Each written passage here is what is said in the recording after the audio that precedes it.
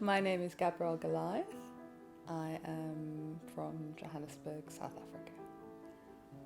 Well, I would say as an artist, I find myself constantly grappling with what I term the problematic of the representation of violence in art.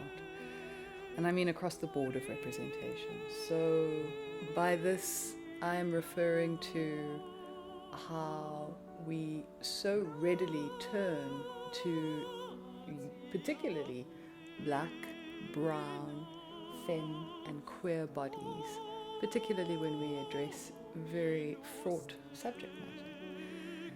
And so within my own practice, I am always looking for alternative means as opposed to always resorting to objectifying these particular subjectivities. I seek out alternative ways of seeking to speak about these difficult subject matters.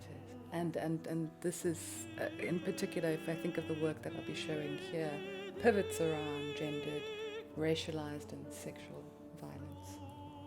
I would say that what motivates and drives my practice is there's an ethical imperative and a responsibility of sorts, particularly as my practice is subject-led, given the sensitive nature of the subject matter.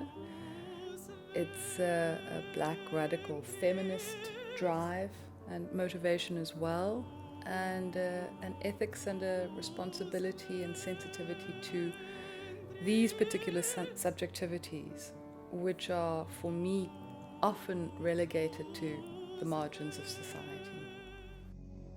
But fortunately, my practice is actually highly social, highly collaborative, involves lots of research, involves having lots of conversations with people. So it's often taking place in highly collaborative, highly social contexts, and it's so much of it involves those conversations that are so critical and key to my work, and without which would not be possible.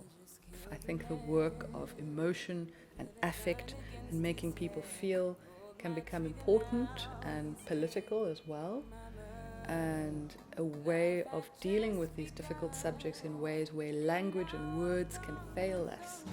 So how else can we then start to work through these very difficult subjects where we no longer have the words to speak about it?